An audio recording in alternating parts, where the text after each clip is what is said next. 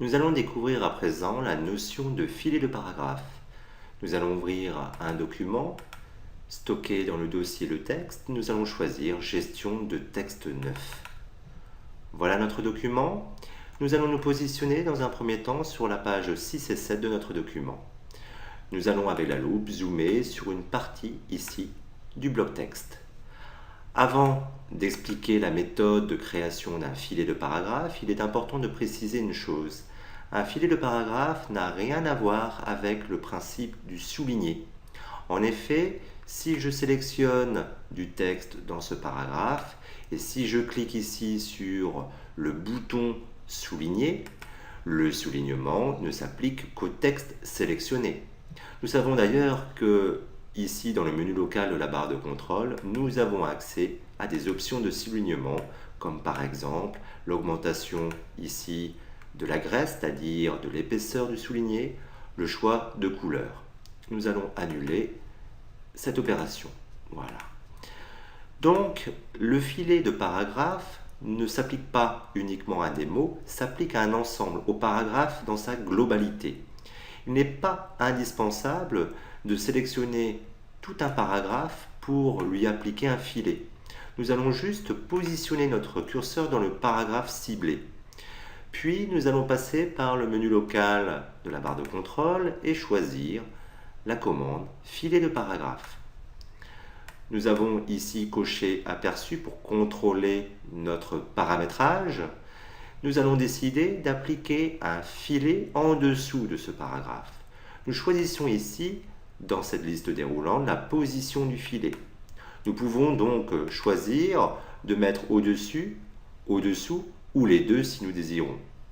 Je choisis au-dessous, je coche filet et automatiquement nous constatons qu'effectivement, le filet de paragraphe ne s'applique qu'à la fin du paragraphe. Nous avons ici la possibilité de jouer sur l'épaisseur, la graisse, la possibilité de choisir une couleur. Par défaut, le filet prend la couleur du texte. Nous avons ici la possibilité de jouer sur le type de filet. Nous avons ici la largeur qui correspond en fin de compte à l'étalement du filet dans son bloc. Ici, notre filet s'étale sur toute la largeur de la colonne. Il ne pourrait prendre que la longueur du texte supérieur. J'ai également la possibilité ici d'appliquer un retrait à gauche et à droite. Nous allons annuler cette opération à présent. Nous allons double-cliquer sur l'outil main et notre objectif est de formater cette légende. Nous allons zoomer sur cette légende avec la loupe. Voilà. Dans un premier temps, nous allons sélectionner tout le texte de cette légende, le mettre dans une police Perpetua. Voilà. Nous allons également choisir une taille. Nous allons choisir la taille 8 points. Voilà. Nous allons à présent formater le titre de la légende. Nous allons choisir ici de mettre ce titre en petite majuscule et nous allons choisir dans le nuancier la couleur rouge. Nous allons rajouter également une puce ici. Pour cela, nous allons passer par le menu local de la barre de contrôle et nous allons ici dans puce et numérotation. Nous allons dans type de liste choisir d'obtenir une liste à puces. Ici, nous avons à notre disposition un certain nombre de puces. Nous allons prendre la puce qui est ici, qui a déjà été utilisée une fois. Nous allons agir sur la position du texte par rapport à la puce en jouant ici sur la position de la tabulation. Nous allons choisir 4 mm. Nous validons. Ensuite ici, nous allons décider d'un alignement à droite, ce qui est déjà le cas. Ici, nous allons prendre un Perpetua italique bold et nous allons aligner ce texte à droite, ici. Voilà. Voilà, nous avons donc formaté le texte de notre légende. À présent, nous voulons ajouter ici, au-dessus du titre, un filet de paragraphe. Nous sélectionnons donc ce titre.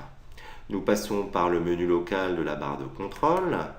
Nous allons cliquer sur la commande filet de paragraphe et nous allons décider de positionner un filet au-dessus en cochant cette option.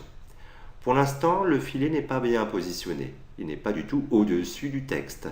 Nous allons donc jouer sur sa graisse, par exemple dans un premier temps, son épaisseur. Nous allons décider de laisser ici la couleur de texte comme référence au niveau de la couleur du filet. Nous allons jouer bien évidemment sur le décalage du filet. Nous allons le mettre à 3 mm. Voilà. Et nous allons conserver de la largeur colonne. Nous validons. Nous constatons que notre filet est bien au-dessus du paragraphe, mais nous allons déplacer un petit peu le bloc afin de caler le filet sur les marqueurs de la maquette. Voilà. Nous allons appliquer une couleur de fond à ce bloc. Nous allons choisir la couleur ici du nuancier. Nous allons réduire la taille du bloc afin d'éviter d'avoir un texte qui est calé ici au bord du bloc gauche. Nous allons créer des marges intérieures. Nous allons donc passer par Objet, Option de bloc texte et nous allons créer une marge intérieure à gauche et à droite de 2 mm. Voilà, nous avons aéré ainsi notre texte, mais nous constatons que le fait d'avoir rajouté une marge intérieure joue également sur le filet. Comment faire? Eh bien, nous allons annuler cette opération tout simplement. Et nous allons plutôt choisir d'appliquer un retrait ici sur ce texte, un retrait gauche, un retrait droit, 2 mm ici par exemple, et 2 mm ici. Voilà. Ici, je constate qu'il existe tout un tas de césures à mon texte. Je vais désactiver l'option césure et nous allons également justifier le texte ici. La justification, vous constatez qu'elle a un impact. Ce texte a une aération qui est exagérée.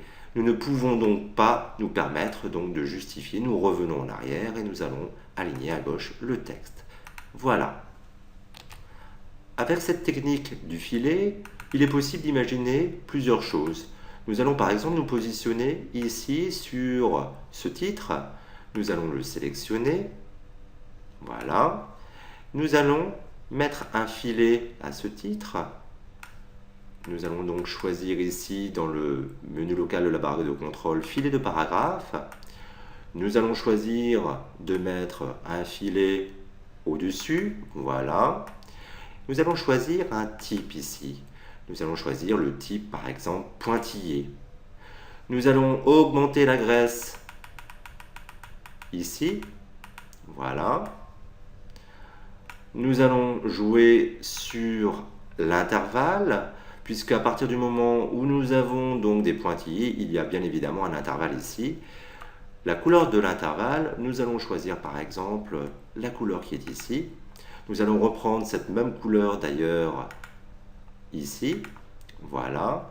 Nous allons faire en sorte que ce filet recouvre ici le titre. Nous allons donc décaler le filet par le bas. Voilà, comme ceci. Nous validons. Nous centrons le texte. Nous appliquons une couleur. Nous allons prendre le blanc qui est ici. Nous avons créé donc un filet qui nous sert en fin de compte de banc de titre pour ce texte.